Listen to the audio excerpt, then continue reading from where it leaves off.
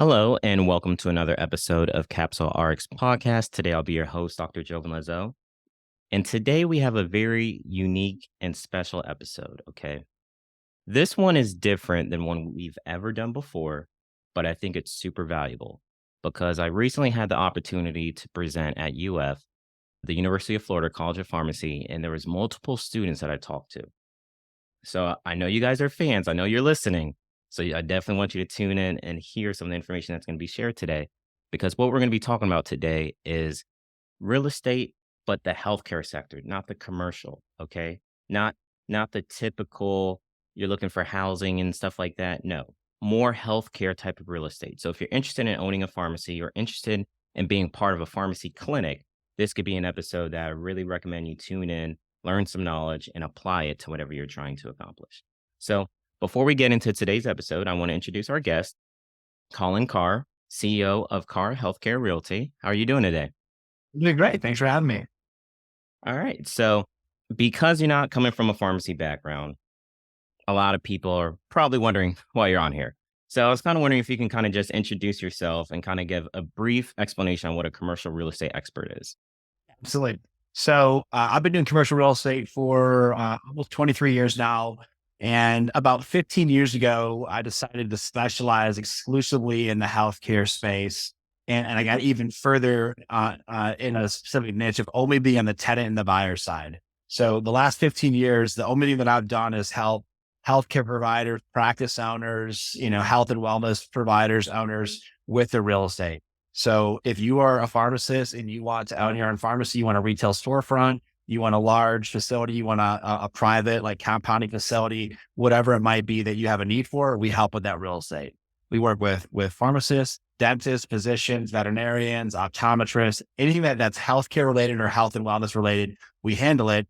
And we only work on behalf of the doctor or the practice owner. So most commercial real estate agents are trying to list properties. They want to sign in front of the building. They want to work with the landlord or the seller. We only work on behalf of the tenant or buyer as a healthcare provider. So it's a super unique specialization in commercial real estate or healthcare real estate. And it's one that we are passionate about. We are licensed in all 50 states. We go coast to coast.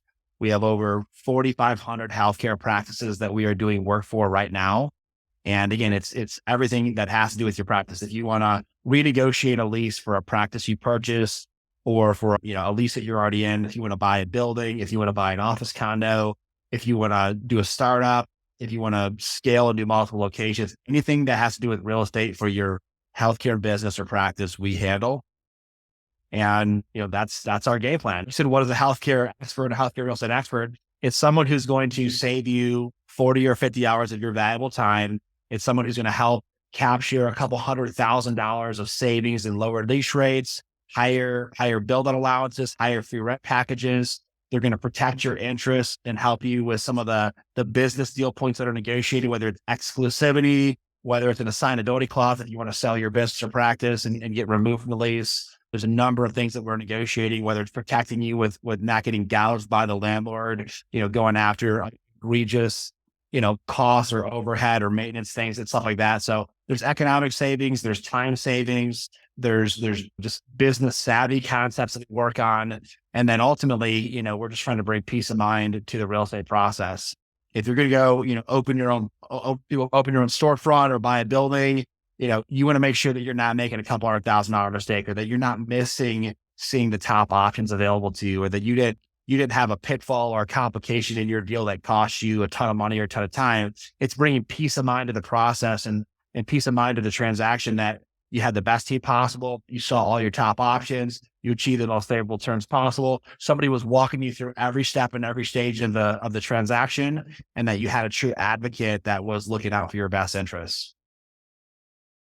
All I got to say is I know nothing about business. So if I'm about to open up a pharmacy, or if I want to franchise something, get some more commercial real estate, definitely sounds like an expert would be needed, right? Yeah. And The oh, go same, ahead.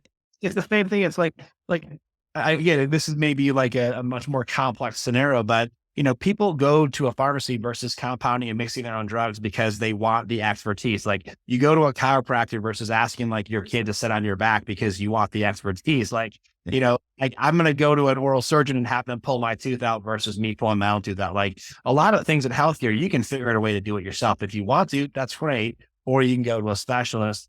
In commercial real estate, you can do your own transaction. You can drive around and you can call on signs. You could ask them for a proposal. You could try to negotiate the deal. But did it happen with the highest level of success, with the most peace of mind, with the most efficient time process? Or did you lose a couple $100,000? Did you waste a bunch of your time? Did you trip all over yourself? So really the overall idea is there's a better way to do things. Just like, most people aren't doing their own taxes. You hire a savvy, CPA firm. Most people aren't reviewing their own legal contracts. You hire a savvy, contract attorney. It's the same thing for commercial real estate. You can do it yourself, but you're probably gonna lose a lot of money and a lot of time. Yeah, and it's funny you say that because I was exactly about to get to that point. And something hearing you talk about, it's like you could save this amount of money, or you could save this amount of time that you could be utilizing elsewhere to pour more into the business to create more revenue and do other business like activities for yourself. So, what would you say are some of the most common mistakes that you've noticed healthcare professionals might have done trying to do the contracting themselves? So the first one, what you just said is it's the do it yourself approach. I'm going to go call them. Mhm. I'm going to go ask questions. And it seems like it's an innocent approach. Like you're trying to educate yourself potentially in the market, but you're starting the negotiation off on the wrong foot. You're communicating to the landlord, who's a professional negotiator, typically, that you're not represented. You don't know what you're doing. You don't have a strategy or game plan. And they're going to size you up compared to other sophisticated tenants. Like that's not how it works with Starbucks or Chipotle or Chase Bank or Lockheed Martin. Again, whether it's retail or office, doesn't matter. Savvy companies have real estate experts that do all the due diligence, all the pre-qualifying, and they're the ones that gather the information. When a doctor or an owner goes out there to start making calls themselves, they're communicating to the listing broker, to the seller, to the owner that they don't know what they're doing. It becomes very clear very quickly, and that's going to cost you a couple $100,000 in the deal. And we can break down those numbers in a little bit, but just take it for what it is. It's going to cost you a lot of money. So the do-it-yourself approach is number one. Another very common mistake is people will find one property and they'll go after that property, and they don't negotiate simultaneously on multiple other opportunities. And this is one that's very confusing because people that have done residential, as you referenced earlier, Yeah. in residential, you don't submit offers on 3 or 4 houses. You find one house you want and you submit a contract. If they say yes, you're locked and loaded. Commercial real estate, you negotiate in a non-binding basis through what's called a letter of intent, an LOI, or a request for proposal, an RFP. And in commercial real estate, you're going after 3 or 4 properties at one time. You say, well, why would you do that? Because there's too many deal points that you're negotiating in every transaction, that if you don't negotiate multiple landlords or multiple sellers, you don't know how one deal stacks up or compares to the market. You got the lease rate, you got the annual increases, you have the tenant improvement allowance, you have the free rent period once you open, you have the build out period while you're performing construction, and then you have another 4 or 5 economic negotiating deal points. Then you have all these non-economic business deal points. Is it a 5-year lease or a 10-year lease? Do you have an exclusive? Do you have an option to purchase the property? Do you have an option to renew the lease? What happens in the event of this situation? What happens when the HVAC goes out? Who pays for a new $40,000 air conditioning unit? There's always business deal points too that do affect the economic, but they're more business related. And so you don't know if you're getting a good deal or a bad deal, or a fair deal, average deal, or phenomenal deal if you don't compare them to other options. And so it's kind of like looking at a building down the street and how tall do you think that building is? Like, I don't know, maybe 50 feet. Well, I could tell you exactly how tall it is if I put a tape measure on it and I go from the ground to the very top floor or the roof. It's the same concept with negotiating multiple owners. I'm not going to wonder if that's my best option or my best property. If I looked at 10 properties, negotiated with 4, went 3 or 4 rounds back and forth with 3 or 4 owners, I'm not going to wonder if that's the best deal for this property, or if I left money on the table, or if I should have been more aggressive. Like, you're going to know unequivocally that's the best property for you with the best terms, or maybe you're willing to pay a premium because it has benefits, the other ones don't. So negotiating on one property or falling in love with one property, that is a very huge mistake. That's number 2. And I'll just list a couple more. I won't break it down, but asking your neighbors what they're paying, that's a terrible game plan because most of your neighbors or most of the other tenants in the building probably didn't do a good job with their negotiation. So yeah, you're asking someone who probably didn't do a good job how they didn't do a good job. And then you're comparing your deal with their deal. So they did a poor job and you're comparing your terms with their terms, bad idea. And then the other thing too is just you can't communicate openly with landlords and sellers. Like you think you're being you're being Honest or transparent. authentic and you're Yeah, honest. That's great. They will use that information against you. Okay. It's just, you just don't do that. You don't lie. You do not deceive. I'm not talking about being unethical, but you have to keep your cards close to your chest. If you are playing a poker match, you can't show them what you're playing with. You lose instantly. They're going to know instantly how to beat you. You've got to keep, if you're put in a sports event, like you're on offense, you're not telling the defense what play you're about to run. Like we're going to pass the ball to the wide receiver over there. Like you have to have a strategy. And so you're doing it fairly, you're doing it with strategy, but you've got to go in there with the posture, with the game plan. And most people are just telling landlords or sellers, you know, what they can or can't do, how much they can afford, why they don't want to move. What would you give me if I were to come here? And all these things just speak to, please take advantage of me and please charge me hundreds of thousands of dollars more and I won't know the difference. So I could keep on going, but I think if you could capture those top 3 or 4 ideas and do the opposite of what I just said or follow the game plan, you would be in really good shape and it would save you a significant amount of time and money. definitely. And it's also tough, right? Because as healthcare professionals, we have to be authentic, we have to be trustworthy, we have to be transparent with our patients. And now we're basically doing kind of a little bit of the complete opposite by keeping everything close to our chest, negotiating with multiple people instead of just being straightforward with just one option. So it's definitely a game changer and a different mindset that you have to have. You have to go ahead and shift your mindset to think more like a commercial real estate expert rather than as or a commercial real estate agent, I should say, rather than as a pharmacist or a doctor or a nurse. And so that's something that I don't know about you. I think it can be challenging. So that's why I get a CPA to do my taxes. That's why we hire experts to kind of handle what they handle. So that way it makes your life easier and possibly can save you some money as well. So, yeah, go ahead. No, I would just say absolutely. I think, the theme of hiring people who are more qualified, who have a higher level of training, greater level of expertise, who have been through the ringer and can help you avoid pitfalls and complications. I mean, that's what you're going for. If you're talking taxes or legal documents, I mean, whatever the concept is, there's certain things you can do yourself and get away with it. And there's other things that if you do it yourself, you are going to lose. Like you might complete the task, but it's going to come at a very, very high price tag. Got it. And you mentioned earlier about possibly going through some numbers. So if you're able to, can you kind of explain maybe what a typical contract a healthcare professional might get? So whether it's a doctor or a pharmacist, and some of the things that you would look at to adjust to make it more affordable or to make the wording in the contract better or notice some wording to where it's like, hey, you're on the hook if something happens here and different things like that. Absolutely. So, and to make it even more relevant, I mean, I personally done like little pharmacies that are inside of a hospital or medical office building that are in like 1,200 square feet. We've done ones that are in a retail storefront that are in a couple of thousand square feet. And we've actually done like 30,000 square foot, multi-purpose facilities where there's Oh, retail portion, a compounding portion, and everything in between. I mean, we've done a pharmacy deal before that was like an $8 million transaction between all the different elements and components of this pharmacy. And it was a very great deal for a number of reasons. But so whether it's a 1,200 square foot, kind of like boutique inside of an MOB or a hospital campus, or it's a couple mhm. thousand storefront, let's say you're leasing around 2,000 square feet. That'd be a reasonable size space, maybe a little small, but reasonable. If you overpay by like, let's say $2 or $3 a square foot, which is very easy to do, and not just because what the landlord was asking, but maybe the landlord was way higher than the market. And even if you got them to come down on their asking rent, they could still be a couple dollars a foot above where you should have been if you were properly represented. Or if you did a renewal and your lease increases every year, which they do, like 99% of all leases have an annual increase that ratchets up.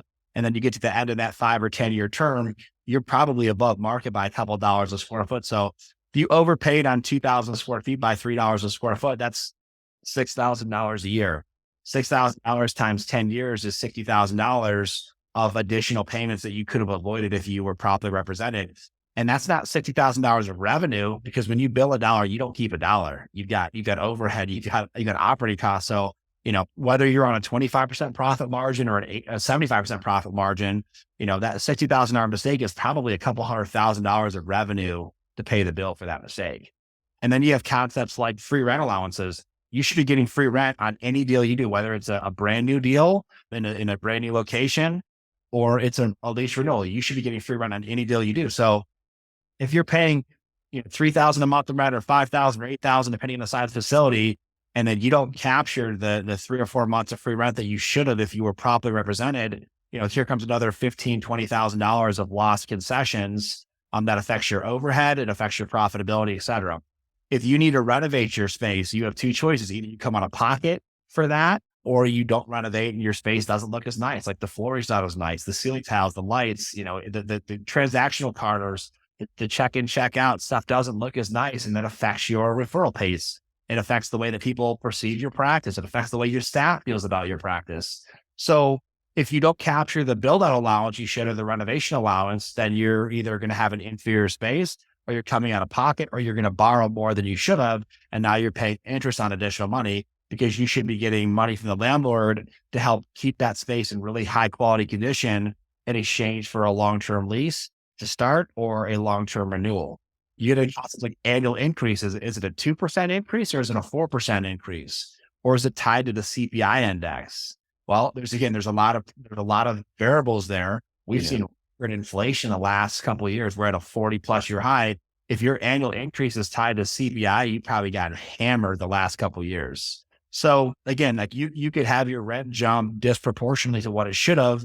It should have gone up 3%, and now it just went up 8% the last couple of years. And so now again, you're losing hundreds per month, or thousands per year, or what have you. So there's a number of areas where you can negotiate concepts and negotiate, for more competitive savings. And I'm not talking about taking advantage of people to where they'll get bankrupt. I'm just saying, look, there's a margin in every deal. Like there's a margin where the landlord will not go below a certain number, but they'll still do the deal at that number. They'll still be very happy. Maybe that's like an 8% return for them. Well, they're pushing for a 24% return. And that margin of whether it's at an 8% return for them or a 24% return is a couple $100,000 either in their favor or in the tenant's favor. So you're trying to capture that. And I'm using 8 and 24 as just arbitrary numbers. They're underwriting, but there's a margin in every deal. It's not just like, hey, the Ford dealership, it has to sell at this price. Otherwise they lose money because they bought it from Ford manufacturing at this price. That's not how it works. There's margins, and there's interest rates, and there's ways that they can underwrite deals, and they can finance deals differently. And so you're just trying to capture as much of that money as you possibly can, to where you can do the deal and you're happy, to where they can do the deal and happy. But you can do that by saving a couple $100,000 on a deal, whether you think there's that much money in the line or not.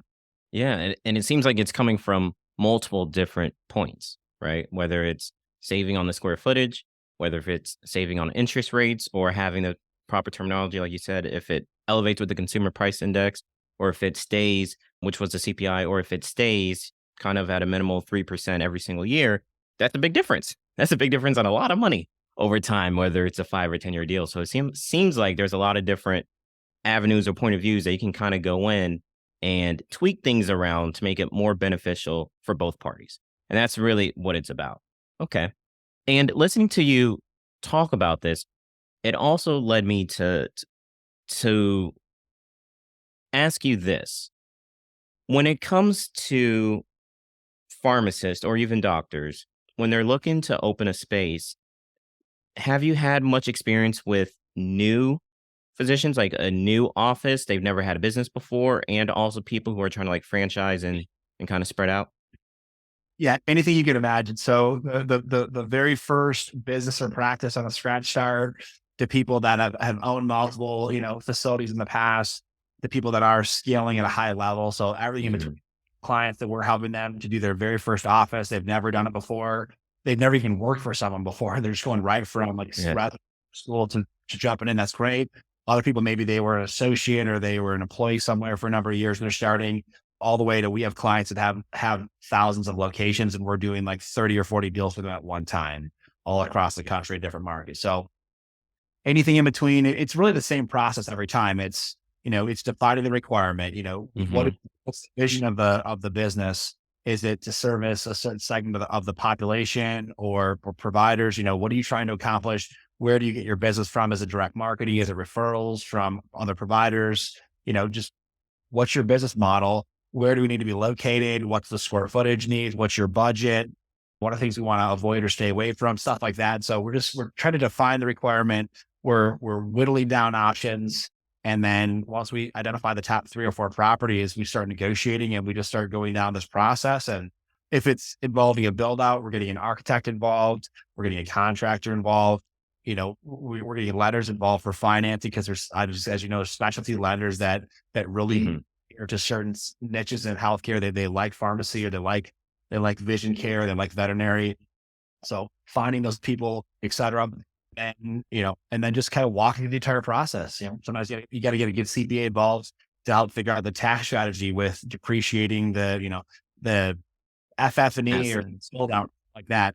And so whatever the need is, we're helping them to hold their hand, bringing in a good real estate attorney, maybe introducing them to marketing firms, whatever they're looking for. We're going to try to help them assemble the best team. And then we're taking care of the real estate portion though. Perfect. Yeah, because I was going to ask if you also provide some consultant services. Because, like I said, I talked to some students, and it seems like they kind of want to get started right out the gate, and they probably don't even know the best way to run a business. So it's like, what do they need in order to get in touch with you? So it sounds like a business plan, have a solid business model, have an idea for the type of patient population that you'll be servicing, different if referrals are needed to get in, about how much square footage you need, and different things like that. If and something you also answered is whether or not if things need to be remodeled. So you also have the capabilities to like reaching out to architectures or different people to kind of remodel a commercial real estate space to benefit that pharmacy or that doctor's clinic or dentist, et cetera. Absolutely. Yeah, that's Okay. exactly it. So there's no one size fits all. It's just kind of a process of just you collaborate, you work together, and then you ultimately figure out what's available, what are the options, what can you afford, where do you want to be, like what don't you like, and then we come together with a game plan. And it's a very high contact, high communication process, and it takes some energy and effort, but it's got a very exciting outcome or reward once it's completed. Definitely. Okay. And with that being said, when it comes to somebody that might be fresh out of school or somebody trying to start a new business versus somebody starting a franchise, is there a difference in if you would prefer for one of them to rent versus actually like own this commercial real estate? Do you really have a preference for either one? you know, both have pros and cons. And Hmm.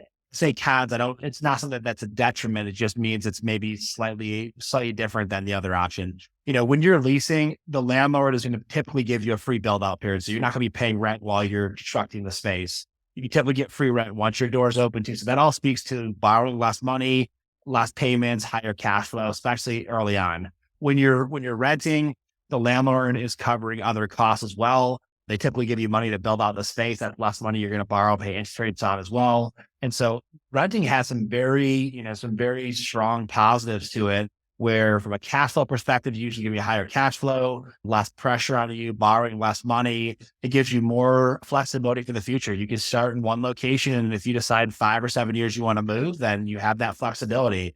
And so there's a lot of pros with leasing. And then from a tax standpoint, you write off that entire payment. So you're getting the full deduction for that full payment every month that you cut that rent check for. When it comes to ownership, the pros of that are every month you cut a check, you're paying down principal. And so your net worth is increasing. You can't write off the principal portion, but you can write off the interest. You can also depreciate the commercial real estate asset as well, too. So you pick up some additional tax deductions. So less of the monthly payment becomes deductible just cutting a check to your lender versus, cutting a check to a landlord. But there's ways to then strategize that and create an entity that owns the real estate to where the practice still gets the full write-off of the rent payment to the entity that you own as the landlord. And so then you can start getting to higher levels of tax deductions while still capturing the principal pay down, if you will. But you're paying during the build out. You're not getting free rent. If something goes wrong, you're carrying the full burden of replacing the systems, or you've got to take care of the entire maintenance and management of the property. And so there's definitely a higher level of time involved, or you have to pay someone to do it for you, which is an additional cost, et cetera. there's less flexibility there too. Like if you buy a building and 5 years in decide you don't want to be there, that's a very expensive proposition to have to sell the property and go to another location compared to just renting where you can, you can move in and out of properties a little bit easier. So pros and cons of both. I'm a big fan of commercial real estate ownership. I Okay. always tell people, can you see yourself here for the next 10 to 15 years? If you can, let's look at it. If you don't think you might not want to be here for 5 years, it's not like a house where everyone needs a house.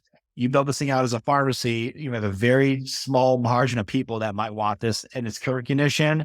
Everyone else going to want to scrape it clean or repurpose it. So if it's a short-term use, let's go leasing. Let's pick up those concessions. If you can see yourself here for 10, 15 years, let's look at it.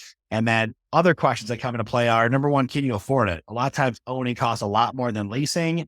And so you might not be able to afford it. Another concept is, do you have the down payment? You might be able to afford the payment, but if you don't have the down payment to get into the deal, Yeah. you might be able to do it that way either. And then another concept is just simply, are there any properties available that meet your needs? Like you might say, I've got the down payment, I can support the cash flow. And then you might say, but I need to be in this specific area. And there might not be a single property for sale. Like again, it's not like residential. There's always a house for sale in every neighborhood at some point in time. You can get into certain intersections or trade areas in commercial real estate, and there might not be anything for sale except for a $25 million shopping center, which you can't afford, but there might not be a standalone building or, a retail storefront available. And so you might say, I want to own, but you have no options. And so supply, inventory, that all plays into it too. So you got supply, you got economic concessions. Can you afford it? Does it help your cash flow? Do you want to be here for the long haul? So you got to check all these boxes on the ownership side. And if you do, ownership is a phenomenal way to build your net worth, to create a second asset in the form of commercial real estate, in addition to your practice. But leasing's got a lot of benefits too. And so case by case. Yeah. Yeah. It definitely sounds that way. And hearing you talk about how one of the tough things can always be that down payment, right? How can they afford it? Especially if they're starting off kind of new. I don't know if you're able to speak to this, but when it comes to funding, do you know how some of these people gather funding? Is it just start a company and they just try to find people? Or do you also have connections with people who can provide funding? Any investors? Yeah. So there's a couple ways to do it. Number one, you want to get a really good lender that understands pharmacy. And so that might seem extremely specialized, but there are a couple lenders out there that really do understand pharmacy. Now, here's a disclaimer.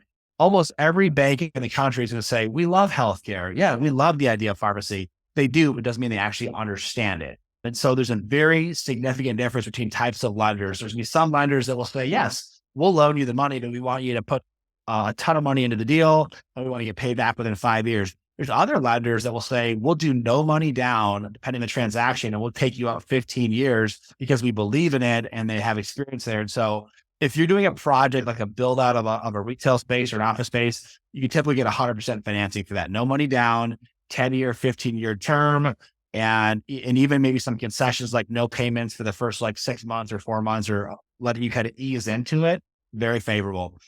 Other lenders are going to require a big down payment, 5, 7-year term, shorter term. That's going to compress your cash flow and make it more challenging on you at the beginning. So you want to find a lender that understands healthcare. And then on the commercial real estate side, there are some lenders that if you have an established practice or you have a proven record, they actually will still also do 100% financing, even for commercial real estate ownership. You got to check a couple specific boxes for those lenders typically, and not everyone will, but there are lenders out there that will do that.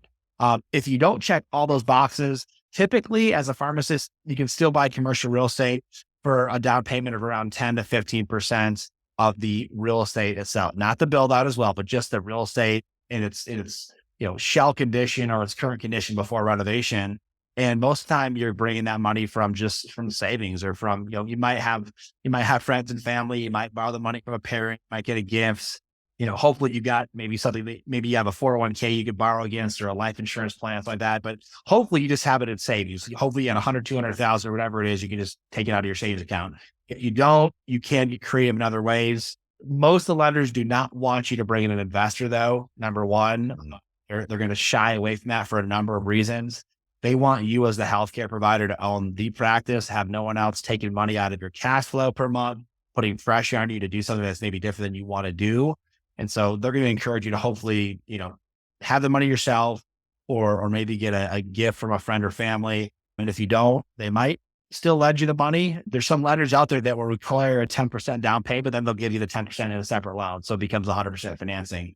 So the summary here, without getting too complex, is you want to get a really good healthcare real estate lender that understands pharmacy. And if you do, you're going to have a much higher probability of getting in with a lower down payment with more flexibility. And that's very desirable. So Okay. And would you say that it would be nice to probably have anywhere between 100 to $200,000 in savings in order for you to start searching for a commercial real estate property? yeah, I mean, there's a couple ways to look at it. If you have a really solid practice that has a good cash flow, then your liquidity is not as important because they're going to look at like the equity of your practice, the value of your practice if you're to sell it. And a lot of the lenders that specialize in pharmacy lending, they'll use the equity of your practice or the value of your practice, and they can use that as a down payment collateral, if you will. But yeah, I mean, it just depends. If you're going to go buy $1 million building, then yeah, you probably want to put about 10% or $100,000 into that deal, and they might want to have some additional reserves. Like a lot of lenders will say, great, here's the down payment, but you also have to have like 6 months of payment reserves in an account. So it's not just, can you buy it? Can you actually afford it or float it for 6 months if it takes longer to get up and running or open, that kind of thing. So, you Gotcha. know, there's no one size fits all. I mean, you might find a beautiful building or an office condo or something like that for 500,000 and only need to put down 10%. It could be 50 grand. It could also be, you also might need to put up $300,000-400,000 to get into the building that you want to get into. So everyone's a little different, but 10-15% down payment should get you there with most healthcare lenders. If you're buying the real estate, if it's just a tenant improvement build out and Mhm. inventory in a lease scenario, you should be able to get 100% financing for those transactions. Perfect. Thank you for that. Yeah, because I know me thinking, hey, if I'm opening something up, I have no idea about how much I need, what I need. All I know is, hey, this is valuable. This is what's needed. I know how to run the pharmacy, but I don't know how to run these outside things or how much money I would need to contribute to something. So, general 10 to 15% down, try to have that in savings could be beneficial to go ahead and get approval from a lender for that commercial real estate property that you're looking for. Yeah. And yeah, A good lender too will help you with your budget. Like a good pharmacy lender, they know how much you need for the build out versus inventory versus marketing versus like working capital for like signage or for, hiring staff. Like they know what it costs to do a pharmacy. And that's why I said it's, you want someone who doesn't just say, we like pharmacy. You want someone who says, we lend to pharmacists hundreds or thousands of times per year because they understand what you don't understand. And they won't do it for you, but they'll give you a lot of information that will kind of leave mhm, breadcrumbs for you along the path so you know where to go and how to do it. perfect. And do you have access to some of these commercial real estate lenders, or is this something that they gotta go and search on their own? No, we have access, and depending on what they Perfect. do, we'll try to pair them with the right lender. Like we have a couple lenders. Like if you said, "Hey, I want to buy a $5 million building and Mhm, put no money down," that's going to go to one or two very specific lenders. Whereas if you just said, "Hey, I just want to build out a leased space, borrow $500,000-600,000," that's going to a completely different lender that doesn't do real estate. So there's definitely different, just like the different types of pharmacists, there's different yeah, types of lenders that are really specific, and you're better off to find yourself getting with the right one early on because you don't want to go submit applications to 3 or 4 people only to find out that none of them are really the best fit. They can get a deal done, but they're mhm, the best terms. They're going to require more down payment, higher interest rates, tighter, shorter amortization. You want to find the right person from jump. So for us, it's really just what's the transaction, and then we point you in the right direction. And in an ideal scenario, you would be talking to at least more than one lender too. You want to talk, something just like real estate, look at 2 or 3 properties, talk to 2 or 3 lenders. And then that way, again, you're not wondering, is this the best loan for me? Like if two lenders say no money down and one says 20% down, well, it's pretty obvious that, you know, which one's got a more competitive deal. And then if out of the two that said no money down, one's at a 5%, one's at an 8.5, again, you're not wondering, did I get a good deal? You know, you got the right deal. okay, thank you for that. And hearing you talk about all these different things, all these different concepts that most healthcare professionals are unfamiliar with. One of the things I really wanted to ask you is how can someone who wants to start a business find a commercial real estate agent that has their best interest at heart? What are some of the qualities? Is there a certification? Is there like a title like they're a fiduciary? What is it that we can do to know that this person has our best interest? Yeah, that's a great question. So I would give a couple of tips on that one. Number one, I would say if you're going to be operating as a practice or business owner, you're going to be a tenant or buyer of the transaction. So I'm not talking about you buying a building, then leasing it to somebody else as a landlord. So let's forget about being a landlord or an investor. Let's talk about you being a tenant or a buyer, trying to open your own facility, buy your own building, lease your own space. You're a tenant or buyer. So in that scenario, it's extremely important that you have someone who's representing just your unique needs. Like you said, they have a fiduciary just to you. What that means is you can't hire a broker that also works for the landlord of the property that you're leasing. They have a conflict of interest. They have a legal fiduciary to help that landlord capture the highest return possible. They can't do the same thing for you. And so it's the idea of like, if you're being sued by someone, you can't share an attorney with the person that's suing you. Okay. You have opposing interests. If the IRS comes and says, hey, Joven, we're going to audit you right now, you're not going to say, great, would you also represent me and give me tax advice? They'd say, no, get your own advisor. Yeah. I'm coming against you for this reason. So when it comes to commercial real estate, you got to find a broker, an agent that doesn't have a conflict of interest. They're only representing your interests. So that's the first question.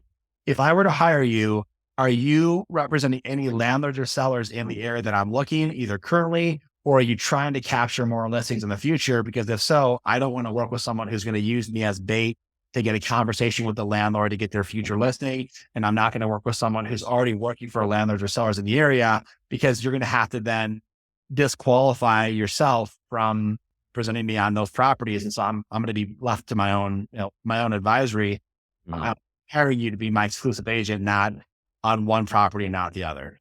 So question one is, if I were to hire you, would you have no conflicts of interest? And then you can walk through that.